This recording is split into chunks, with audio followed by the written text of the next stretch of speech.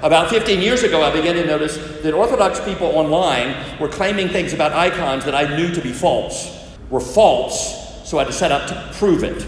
And I did. So I've since then published several articles on icons, including one on the early church and the aniconic spectrum, published in the Westminster Journal of Theology. You can find on our church's webpage if you want to read the entire thing. And a much briefer article published in Theopolis just earlier this year. It's also on our church's website. And I have a new article scheduled to be published in Bibliotheca Sacra later this year or early next year. And I also recommend, if you're interested in this subject, I recommend you do some excellent lessons on YouTube about icons by the Christian apologist Gavin Ortlund. He does a very good job of presenting these things in a very concise manner. So for the future, I challenge some of you to step up and engage the subject of icons and show what the Bible and the early church says about them. Now, if first you need to know who you are, you're a chosen race, a royal priesthood, a holy nation, you're God's people, then you need to know how to worship or who to worship, a sovereign God who elected his holy people. And then what follows is you need to know how to worship. That's what the second commandment is for. The second commandment begins, you shall not make for yourself a carved image, in Exodus chapter 20, verse 4. Some people just kind of stop there. Don't make a carved image. In other words, don't make a statue and bow down to it and use it in worship. And this prohibits most of the common forms of idolatry in the ancient world during biblical times. Most pagan religions had some kind of statue they used for worship. And some people think, well, that's just it. And so if our images aren't statues, if they're just pictures, they're flat, well, we're free. We haven't violated the second commandment. But the next word in Hebrew, veikal or veikal, is best translated or any. Don't make a statue or any. In other words, first the commandment says, do not make a carved image for worship, or in addition to that, the three-dimensional images, not only that, also don't make any image of anything that is in the heaven above, or in the earth beneath, or in the waters under the earth. In other words, don't make an image of anything and use it for worship. Or veikal could be translated as and any, as in do not make a carved image, and also do not make an image of anything and use it in worship. Basically, the end result conclusion is the same. Don't make an image and use it in worship. Either way, the first bans statues, and then it bans any image of any kind, no matter the object, and then use them in worship. No holy subject captured in an image justifies the worship. And you say, well, those images, the second commandment talks about, that was the image of Baal or Ashereth or whatever pagan god of some demon. But no, we're making an image of Mary, of angels. That's not wrong, is it? Well, yeah, it is. It says don't do it. No holy subject captured in an image justifies the worshiping. And then someone say, well, we're not worshiping the image, we're just venerating. And they say there's a difference, worship and veneration. Okay, let's say, I don't think there is, but let's say there is. We'll grant that. We won't even argue about that, right? But the second commandment says, don't make that image and use it. And then in the next term, you shall not bow down to them or serve them. Serve can suggest perform acts of worship, bowing, showing respect in the exercise of worship. We took a walk Mary and I just took a walk just this morning. We went, I don't know the name of the road, I'm sorry. Took a right down there, and then after a while, about a kilometer, maybe a little less, was a big building, a dome top, and there were icons out in front, and people were bowing to them. They were doing exactly what the second commandment said not to do. Now, I know if I stop, and I could speak to them on a heart, which I can't, but if I stopped and asked them, why are you doing this? They would say, well, they're not worshiping the image. They're just venerating it, or whatever term they would use on heart. They're just, in the worship they say, well, that goes to God, not to the image. They would say something like that, I'm pretty sure. And they would say, so the second commandment doesn't prohibit that, but it does. There's something unusual about the second commandment, of all the commandments. You ever thought about it? Some of the commandments are very concise, like do not murder, do not kill, do not commit adultery, do not steal. In Hebrew, they're all just two words, very concise. And you know what it means to kill. You know what it means to commit adultery. You know what it means to steal. It assumes you will know what that means, and you will know the commandment is saying, do not do that. The second commandment is different. It describes in detail what not to do. Don't make an image, and then it gets very elaborate, whether it's three-dimensional, two-dimensional, no matter what it is of, whether it's of a demon or whether it's of a saint, doesn't matter. Don't make any kind of image, and then do not bow to it. Don't genuflect toward it. Don't use it in worship in any way. Whether you're worshiping it or not, that doesn't matter. You do not use it in worship. That's what the second, and it just specifically describes what not to do. If all the commandments were like that, the 10 Commandments would be very long, hard to memorize. But that one is like that for a reason, and I think Romans chapter 1 describes that reason, because what happens with idolatry when you begin to bow to images? Paul tells us in Romans 1, you should realize this is not right. You don't show worship, respect to images, and yet they suppress that fact, that truth. In Romans 1, Paul says they suppress the truth, and so it means they're now lying to themselves, and so they won't admit themselves. So the second commandment says, I'm not going to leave it up to you to understand what it means. It could be just 2 words in Hebrew, if God wanted it to be. Do not bow to images, or do not idolize. But it doesn't. It describes what to do. It does that so that we will not suppress the truth. We understand this is what not to do. So the commandment specifically describes that. Don't bow to an image. Do not use it as a focal point of worship. Even if the worshiper claims the image is merely venerated and the worship is going to God, this is why the debate over whether there is a legitimate distinction. But in Latin, like in Roman Catholic theology, Western Christians have debated mostly Roman Catholicism. You all debate Orthodoxy. So it's different, I know. But in the debate between Protestants and Roman Catholics, the Catholics will say, we're not giving worship latria, the Latin word latria, to the images. We're giving veneration, or the Latin word is dulia. And it's an entirely different thing, they say. And my point is, it doesn't matter. Okay, I think they're wrong. I can argue about that. But sometimes it's not worth having some arguments, because even if you let them have their point, they're still wrong. In this case, even if they're right, that there's a difference between worship latria and veneration dulia. The second commandment says don't do it. It says don't even give the veneration. Don't give the dulia to an image. The second commandment does not forbid an interior disposition. You understand? An attitude. It doesn't say don't have a heart of worship toward the image. It doesn't say that. It describes what not to do. It says do not do that. Do not bow to it. Do not venerate it. Well, it doesn't say, well, don't have a worshipful attitude toward images, but you can have a respectful attitude toward images. Right? It doesn't say that, right? Understand my point. I'm belaboring this because I think this is important. It forbids a particular use of images. When the worshiper makes an image a focal point of prayer or adoration, no matter what that's called, and he uses an image as a point of adoration, whether it's called veneration or full worship, it doesn't matter. He or she makes the image into then an icon. The second commandment forbids icons. This leads to several questions. Well, first, is an icon any image? I think you actually already know the answer to this, but at least for Western Christians, this is a big, hard concept to understand. Is an icon any image? Now, technically, the word icon is originally a Greek word, and it means just image. So in Greek, it literally meant any kind of image. But now, speaking in English in modern times, icon is a technical term for a particular, when talking in religious context, is a technical term for a specific kind of image. We should differentiate, it would make a difference between art, including imagery and decorations, and icons. And now Orthodox theologians make that distinction themselves. They grant that. They believe that. Icons are not art. This is not like any picture. A bishop of the Russian Orthodox Church wrote, quote, "The icon's purpose is liturgical. It's not just a decoration. You like that picture, so you put it on your wall. You may have pictures on your wall at home, maybe of your parents or other family, or just a picture you like. That's not an icon. And even the Orthodox say that's not an icon. The Antiochian Orthodox Christian Archdiocese of North America defines an icon, quote, is the primary purpose of an icon is to aid in worship. Hence, an icon is not just any image. Icons, by definition, are images meant to be used in worship. That's important. Icons are used in worship. They're not merely present where worship is conducted.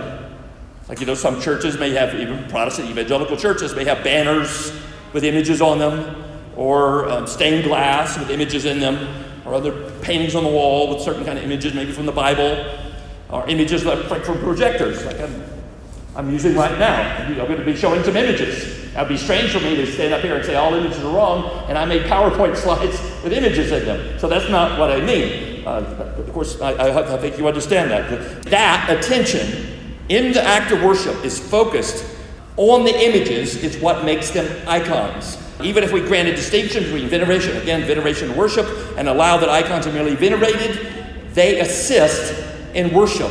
Thus, an icon is an image used in religious devotion. That's his definition. This is a crucial distinction. It means that when we discover from the early church that sometimes they had art, sometimes they had early Christian artists who made paintings and painted them. Some people will say, well, look, they had icons. Oh, no, you don't know that. They had decorations, they had art, but that doesn't mean that they were icons. Now, similarly, icon venerators are known as iconodules. There used to be some, are you familiar with these terms? Iconodules? I know you know the concept. Iconodules is someone who defends and believes in, practices the use of icons.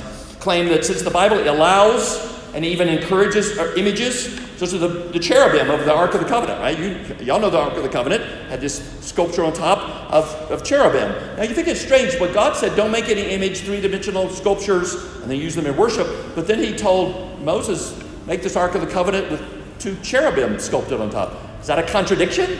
No, because the Ark of the Covenant was never used in worship. Nowhere in the Bible does anyone bow to and venerate the Ark of the Covenant. Nowhere. Now, I've heard Orthodox people say, well, yes, they do. But no, they don't. There's no such verse. And you can see in Numbers 21, and there's another image that Moses made. Remember the people had sinned. God sent the snakes into the camp of the Israelites. And then God told him, make a sculpture, a bronze snake. Put it on a pole. And when people looked to that snake, and they believed, they were healed of the snake bites. And some people said, well, look, they were venerated. That's an icon, that sculpture of a snake. And they venerated it, and so they were healed. And that shows that icons are good. That's just the argument they make. However, this claim conflates, or confuses, decoration, art, and symbolic images with iconography. And in that story from Numbers 21, you can look at it. We won't have time to read it ourselves, but you can read it. Notice nowhere there does anyone bow to the snake, or genuflect to the snake, or do anything to it. All it says is they had to look at it. And Jesus uses that in John 3. Look to him, and you get eternal life. But as we've seen, for an image to be an icon, it must be used in worship. They may deny that the image itself is being worshipped, but it's a tool in worship. And this is not the case with decorations. They're not used in worship. They may be present, but they're not used in worship. Or the original tabernacle, the later temple. Right? Solomon put all kinds of decorations in there, but they weren't venerated. They weren't bowed to. Even the famous bronze serpent. Nowhere in Scripture are we told that these decorations were involved in worship. No one bows to them. And about that bronze snake, now you think about this. Moses made this at God's command. God said, make this image. He set it up. They looked to it. They were healed. Now what do you do with this image after that? You keep it around. It's okay, right? It's from God. It was a blessing from God. And then after some time, because this is the way the human heart works, we like to see things. It's harder to believe in a God you can't see, but we can't see him. So we like to have something we can see, and we worship what we can see. And so after a while, the Israelites began to worship that bronze snake. They even gave it a name. Nehushtan, they called it. And after a while, King Hezekiah, you know what he did to the bronze snake? You know that? In 2 Kings chapter 18, verse 4, because he's a good king. He's a godly king. He's wanting to wipe out the idols. And people were worshiping this bronze snake as if it's an idol. He destroyed it. Right? So imagine an image made by Moses himself from his hand at God's command was destroyed when it became an icon. The point is, the discovery of decorations or art from early church history, like in catacombs, there's a synagogue and a church in Dura Europos where they have some decorations, although not in the place where they actually meant to worship, does not imply that they were icons. Second, they would say, well, What about the early church? And we'll spend a lot of time talking about the teachings from the actual early church. The records of the early church show us that every Christian, now, one thing about you come, particularly get PhD studies, and you become a scholar, one of the kind of things they teach you, either by example or explicitly, is that you make general comments that a lot of nuance, a lot of wiggle room, with exceptions. You say most instead of all, say probably instead of definitely. That's the way college scholars often talk. You ever notice that? Sometimes it sounds kind of boring. But I'm going to make some absolute statements that are kind of shocking. From the early church, every single Christian who addressed the topic of icons opposed them. There's not one exception. And I can say that confidently because there's a lot of people out there, particularly the Orthodox, they're eager to try to show that the early church supported what they do. They try to argue that their practices come from the early church, that they're continuing the worship of the early church, and yet they have nothing to show. They have no one that they can quote from the early church teaching that icons were venerated. Now, there was a spectrum of opposition to icons in the early church. There was a range, and opposition to icons is called Aniconism, and the Greek prefix meaning no, and iconism, belief in icons, so it's no iconism, no icons. That's the word Aniconism. That is, there's a range from being very rigorously opposed to all kinds of images, anywhere, it's called the rigorous position, to being only against using images in worship, which is the lax position. But no one in the early church crossed the line. They were all of that range. No one crossed the line to allow images in worship. For example, Clement of Alexandria and Tertullian held a rigorous Aniconism. Clement wrote that the law itself exhibits justice and teaches wisdom by abstinence from sensible images. Get that point? Abstinence, in other words, no, keeping yourself from any images you could see. To worship that which is immaterial by matter is to dishonor it by sense. Works of art cannot then be sacred and divine. Okay, that's Clement. He's a little harder. But no images. He would be upset with you if he went to your house and saw you had a picture of your parents on the wall or something like that. Okay, I think he went too far, but you understand that's what he said. Tertullian insisted, this is kind of classic what way Tertullian writes, similitude is interdicted. In other words, similar images, anything that looks similar to something else is prohibited. He required all artists to stop making images to be accepted into the church. Not even just religious images, no images at all. If you're an artist, became a Christian, he would say you've got to find another job, another occupation. That's just his position. That's where he is on this range. Similarly, Methodius wrote, artificers, in other words, sculptors, make images in human form and not perceiving and knowing their own maker are blamed by the word. In other words, he's saying the word of God accuses and condemns any kind of making sculptures. Lactatius wrote, wherefore it is undoubted that there is no religion wherever there is an image. That's his position. It's very strong, right? Sometimes you understand sometimes Christians have a right position, and then some others go a little too far with it. I think they're doing that. They're going a little too far, but you understand how opposed they were.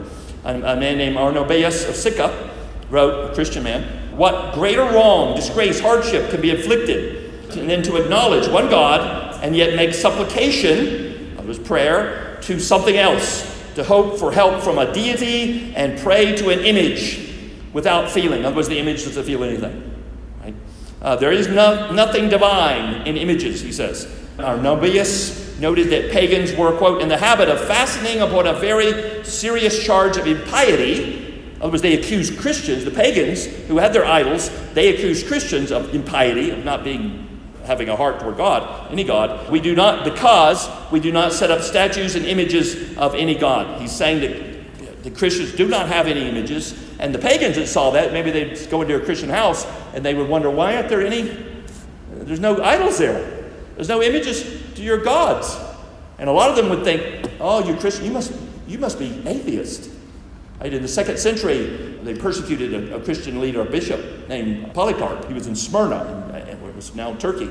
They bring him before the Roman governor, and there's a lot of people there in the stadium who are the Roman pagans, and they're angry at the Christians. And the first thing they tell Polycarp, the bishop, head of the church there in that city, would say, "Down with the atheist." And Polycarp goes, "Yeah, okay." I said, "Down with the atheist." And the Romans are confused. Wait, we thought you Christians were atheists. And the reason they thought that is because they look at Christians and they go to their houses and they see they have no idols. There are no images up. And so the only other people who had no images of gods were the atheists. So they just assumed Christians were atheists. Of course, that's not what they were. Others were more lax. See, these are the rigorous positions. But others in the early church were more lax. Simultaneous with Tertullian, the apostolic tradition was written, which says, if someone is a sculptor or a painter, remember Tertullian and Clement would say, you need to find a new job. You've got to stop doing that. But the apostolic tradition said, well, let them be taught, that the sculptors or painters, not to make idols. And it's kind of admitting, okay, they can make other sculpture. If you want to make a painting of your loved one, you Christians could do that. Either let them cease making idols or let them be rejected. Otherwise, if they make idols, they are excommunicated from the church. So note the implicit allowance of making non-idolatrous images, but also a lack of encouragement to make icons. Note they don't say that you can make images for veneration. It doesn't say anything like that. This appears to reflect a milder form of Aniconism in which images are allowed for non-religious persons. Lax Aniconism allows for images as decorations or memorials. You just want to remember somebody. Maybe in your home you have a picture of some deceased loved one. You have the picture there to remember them. There's nothing wrong with that. I'm more of a lax Aniconist myself. But they drew the red line at involvement in worship. It's the prohibition on using an image in acts of devotion that is the sine qua non, the without this nothing of Aniconism. Prohibit the use of icons and images. The main issue is the use of an image, not its subject. In other words, not what the picture is of, but what you do with the image. We can acknowledge that the early church, at least by the 3rd century, they had some images, they had some art. The imagery that developed by the 3rd and 4th centuries is mainly a narrative. It's the pictures of biblical stories, like pictures of Noah's Ark, and they tell the story of biblical events. And they were not the kind of images that were encouraged veneration that you would sort of pray toward. It was art for viewing, not icons for worship or veneration, whatever you want to call it. It's the veneration of an image that makes it an icon. Now, third, was Luke the first iconographer, the first one to make an icon? The Eastern Orthodox tradition claims that Luke the evangelist painted the first icon, giving a posterity, giving the rest of us an eyewitness image of Mary, whom they call the Theotokos, the God-bearer. So he made an accurate picture of Mary and it's been passed down. That's what tradition says. Now, this report is meant to root iconography at the very inception of the church. Otherwise, all the way from the apostles, they had icons back then. That's what they say. However, this claim appears to be from the 6th century at the earliest. There is no evidence that anyone ever believed or taught that Luke made an icon before the 6th century. That's the 500s. The story seemed to be made up then by then. For example, Augustine of Hippo, famous bishop, wrote, quote, "For neither do we know the countenance of the Virgin Mary." Wait, he just said we don't know the countenance, in other words, her face. We don't know what she looked like. But they just said that Luke made an accurate painting of her. Augustine, you telling me Augustine didn't know that? Augustine, one of the most intelligent, educated men in the early church, he didn't know that Luke had made an image of Mary? Unless, of course, that story about Luke was made up long after Augustine died.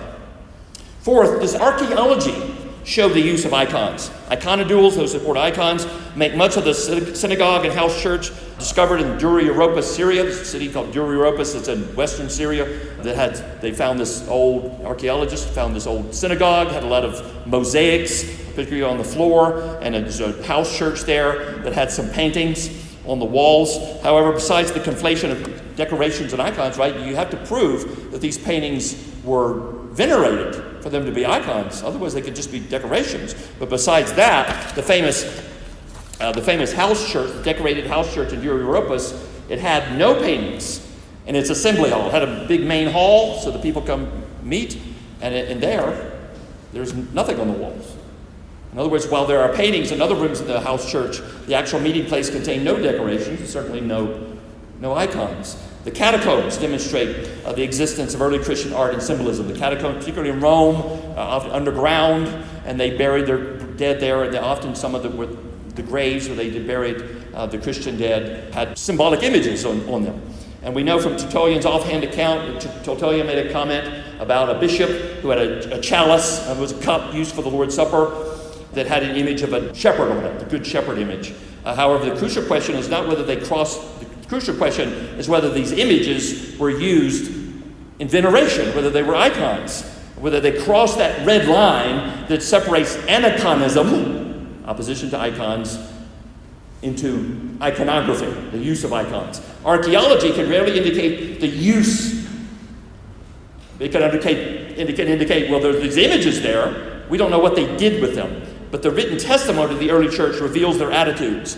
And again, I'll make an absolute statement, which is unusual in academia, but every written testimony from the early church shows them condemning icons every time they address the issue. For example, Origen's testimony. According to Origen, who was in Egypt in the 2nd and 3rd century, he had a debate in writing with a pagan philosopher. He was a critic of Christianity, a man named Celsus. Celsus was the pagan, and Celsus particularly criticized Christians for having no images in their worship. It's like before, he talked about they would look at that and think, are you atheist? Why didn't you have any images in your worship? Celsus claimed that Greek philosophers understood that the images were not the gods themselves. There would be images of Zeus or whatever pagan god, and Christians and others could criticize that. Why are you worshiping these statues? And the philosophers would say, no, we're not really worshiping the statues. We're worshiping the God that they represent. According to Celsus, worship of the gods did not terminate, did not end on the image, on the icon used in worship, but through the image it passed on to the actual God. That's what the pagans originally taught. And Origen responded to that, and he rejected that line of thought. He replied to Celsus by admitting that Christians use no images. He states that Christians, quote, being taught in the school of Jesus Christ, have rejected all images and statues. And Christians are among those who quote, those who cannot allow in the worship of the divine being altars or temples or images. And in citing the Second Commandment, he wrote, quote, it is in consideration of these and many other such commands that Christians not only avoid temples, altars, and images, but are ready to suffer death when necessary, rather than debase by any such impiety the conception which they have of the Most High God. The typical Orthodox answer to that is that, well, Origen was heretic, okay? And I go, okay, yeah. He had some really weird ideas, the theologian Origen. But they would say, well, because he's a heretic, don't trust anything he says. But that's really besides the point. I'm not reading Origen here as an authority on theology. I'm reading him for he's reporting on what the Christians in his day did practically in worship. The orthodoxy or heterodoxy of Origen's theology is not relevant to the validity of the historical data he provides. Understand what I mean? The fact that he had some heretical ideas doesn't mean that when he reports what Christians actually did in worship, that his reporting was false. Now, why would he misrepresent the Christian lack of worship, of images in worship? Why would he misrepresent that? It doesn't make any sense. He was trying to appeal to Celsus, the pagan philosopher. If Christians had images in his time, he would go, no, Celsus, you're wrong. We do have images. We venerate icons. But he doesn't say that. He says, no, we do not allow the use of images to pollute our view of who God is. Next, the Synod of Elvira. Most representative of the views of the early church on icons was the Synod of Elvira, which met in the early 4th century, about the year 305 or 312, and what today is called Spain. Canon 36 of the Synod of Elvira. It comes out with these declarations, and each one is called a canon, or rule of faith. The church is supposed to abide by this rule. And number 36 says, quote, pictures are not to be placed in churches so that they do not become objects of worship and adoration. Pretty strong statement, pretty clear, right? Pictures are not to be placed in churches so they do not become. In other words, they say, we understand you don't mean them to be right now objects of worship and adoration, but they could become that. So don't put them in churches where that might happen. The council, or the Synod of Elvira, is frequently belittled by, say, by the Orthodox, by the Iconodules, as say, well, okay, they said that, but it's very unimportant. It's an unimportant local assembly. It's not, we call it ecumenical council. It was representing the whole church. It had no authority over the church. But that's really irrelevant. It's kind of like before with Origen. It's reporting what the church actually did and believed. We cite Elvira not dogmatically, that is not as a source of authority that we just kind of follow its rules because they're the authority, not seeking instruction from them. We cite it as historical evidence of what the church at the time practiced. Elvira is historical evidence, regardless of whether one accepts that council or any council as authoritative. I'm Protestant. I believe in sola scriptura, which means Scripture is the final authority, not councils. So I go, well, yeah, Elvira is not the final authority, but it's reporting to us what the early church believed about images. It is an official testament from 18 bishops in Spain and what we now call Portugal, who gathered together and issued this statement that pictures are not to be placed in churches so that they do not become objects of worship and veneration. 18 or 19 bishops of the Iberian Peninsula did not necessarily discourage Christians from art. Notice it doesn't say that. It doesn't say Christians should have nothing to do with any images at all. You want to have an image in your house, if you want to have a picture of your parents on your wall or whatever, you can do that. Art is allowed. Art is fine.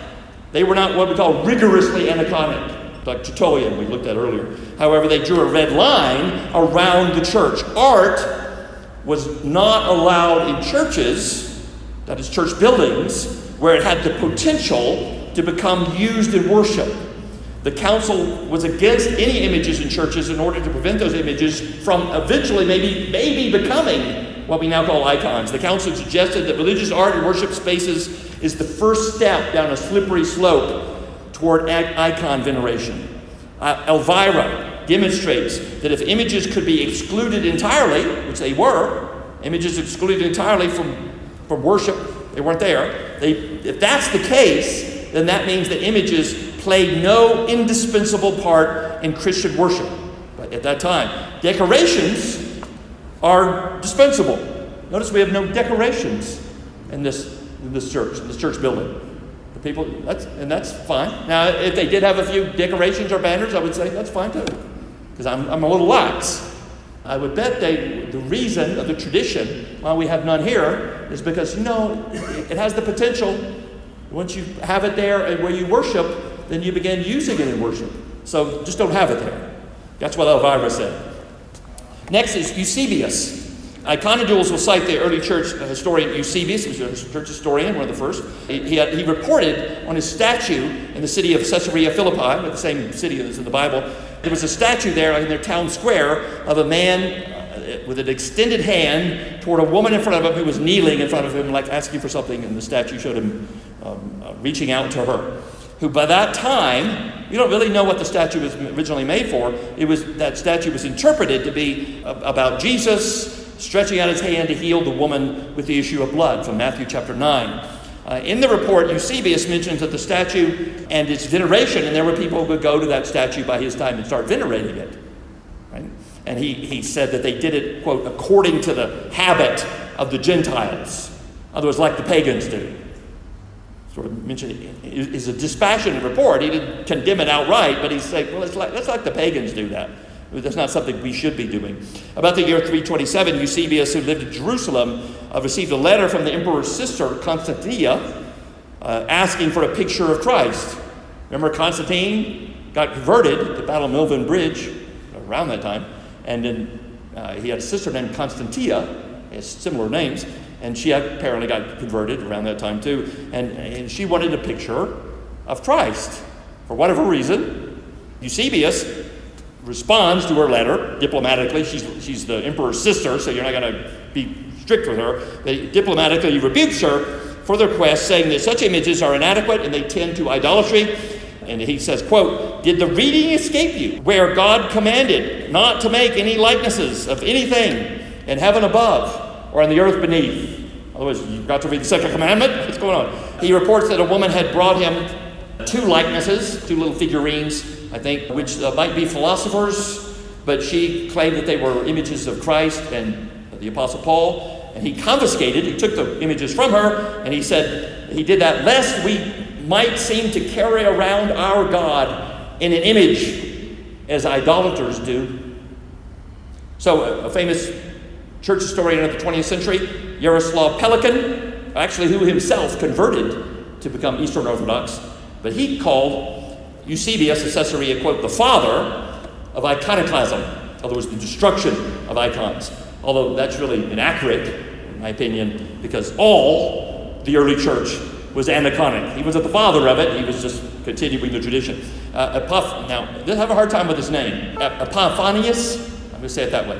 Epiphanius, like Elvira's Canon 36, the evidence of Epiphanius, his evidence is just debate ending. Once you understand what he said, the argument is over about icons. Epiphanius is considered a saint in the Eastern Orthodox Church, was Bishop of Salamis, that's in the island of Cyprus in the middle of the Mediterranean.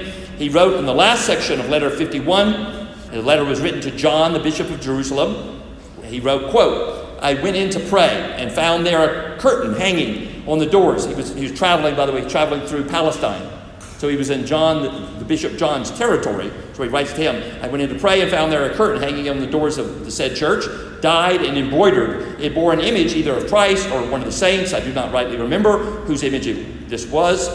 Seeing this and being loath that an image of a man should be hung up in Christ's church, contrary to the teaching of the Scriptures, I tore it asunder and advised the custodians of the place to use it as a winding sheet for some poor person. He goes on to tell John the bishop that such images are, quote, contrary to our religion, and to instruct the presbyter of the church, the elder, the pastor, that such images are, quote, an occasion of offense. Now, Aniconism first claimed that the letter was spurious. In other words, it was a fake. They said it was faked. That view held sway for over 1,200 years until a German scholar, a church historian called Karl Hohl, he challenged that view. And so today, the overwhelming majority of scholars agree that letter 51, including what we just read, is authentic. Epiphanius really wrote that Aniconism reflected in Epiphanius' letter is perfectly consistent with all that we've seen from the rest of the early church on the subject. The tearing down of the curtain, saying it's an occasion for offense, reflects the same convictions expressed by Clement and Tertullian and Origen and Lactantius, and Methodius and Arnobaeus of Sicca, the Synod of Elvira, and Eusebius. Some are more severe than others, some are more strict than others, but they all come to the same conclusion that Christians have no images in worship. So that leads to the question, where did the icons come from? Were they not in the early church at all? And key to that is the idea, well, when did the early church end? You ever think of that? I've been mentioning several times the early church. What is the early church? When did it go from being early to being later after that? Iconodults will often say that John of Damascus endorsed icons. And that is true. John of Damascus justified icons using similar reasoning as had the pagan philosopher Celsus. That if you venerate the image, you're not really worshiping the image or venerating the image. The worship goes to whatever the image represents. That's what Celsus the pagan said. Origen condemned that. John of Damascus, though, said, yeah, that's true. Now, John of Damascus came about half a millennium, about 500 years after Origen. But John of Damascus did not live in the early church. You understand? So they'll try to argue, if we say, well, there were no icons in the early church. What? You talk about John of Damascus supported icons. Yeah, but John of Damascus was not from the early church. He lived in the 8th century. He's medieval. He's in the Middle Ages. The early church era, and there's some debate there about when the early church ends, but the early church era is generally considered to have ended either as early as the First Council of Nicaea, 325 AD, or possibly the death of Augustine in 430, or even with the Council of Chalcedon, 451, or if you're like me, you like round numbers, easy to remember, you can round it up, 451, round it up to 500, and you can say, well, that's the early church there, everything before 500 AD.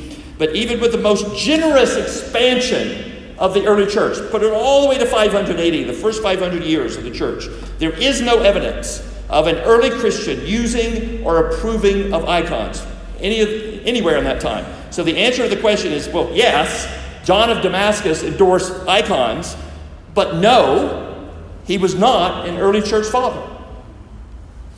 If we take the most generous end date for the early church, AD 500, then only 4 of the 7, quote, ecumenical councils, the Roman Catholics, the Orthodox, we'll talk about the 7 ecumenical councils, but only 4 of them occurred during the early church. That would be the First Council of Nicaea, 325, the First Council of Constantinople in 381, the Council of Ephesus in 431, and the Council of Chalcedon in 451. And none of those councils addressed icons in any way. And that suggests that icons were not yet a controversy in the church, that no one in the church, Christians, were not debating the issue. When iconodulia, the support of icons, started to arise by the Middle Ages, the 7th or 8th century, it started to cause violent and divisive controversy. In 726, okay, now we're talking 8th century. We're over 200 years after the early church. The Byzantine Emperor, Leo III, publicly denounced iconodulia, the use of icons. And then in 730, he banned the veneration of icons. So you can see now there's people calling themselves Christians in the church who are starting to use icons. And so this emperor, Leo III, he cracks down on that. He doesn't want any of that. Iconodules reportedly resisted the removal of icons with violence. And then in 754, the same emperor, Leo III, called the first 7th Ecumenical Council. There's a big controversy. They'll talk about the 7 ecumenical councils, but which 7th Ecumenical Council are you talking about? There were 2 of them. The first one, often called the Council of Hieria, it convened near Constantinople. The 333, they assembled 333 bishops from all over the then Roman Empire, from the Christian world, and they came to this conclusion, quote, if anyone ventures to represent in human figures by means of material colors, otherwise by painting or whatever means, by the reason of the incarnation, this is an allusion to John of Damascus, because he said, well, Jesus came in the flesh, why can't we then make a picture of him in the flesh? That's what John of Damascus taught. And here this council said, if anyone argues that way, that the substance or the person of the Word can be depicted, and they said, he cannot be depicted. And if they say he can, well, and does not rather confess that even after the incarnation, he, the Word, Jesus, cannot be depicted. If anyone argues that you can depict the Word, Jesus, let him be anathema, let him be condemned. Okay, that's 333 bishops in the year 754. However, that council was controversial. None of the 5 patriarchs were attending. And finally, there was a little problem with Leo III. He had a little problem in his marriage. One day he felt under his wife's pillow and found an icon. And he got very upset at her for that. He basically ostracized her. I guess as a Christian he didn't feel he could divorce her for that. But he had nothing to do with her after that. He expelled her from his presence. And then sometime soon after that, unfortunately, Leo III died. And that put, and his son was just a child at the time. I forgot how old, but a small child. And technically the child is the emperor, but he's so small, then his mother was in charge of the child, which means his mother, right, Empress Irene, was in charge of the empire. And she liked icons. And she convened the Second Council of Nicaea in 787.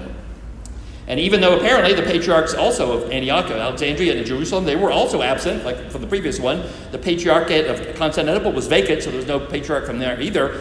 It was still called Ecumenical Council, and it's still called that today. And Irene used that council to require the use of icons, anathematized, the council anathematized, it condemned iconoclasm, and Aniconism, the rejection of icons, thus effectively anathematized the entire early church. Well, the people at that time didn't know it. So that's how the use of icons became established in the Orthodox Church.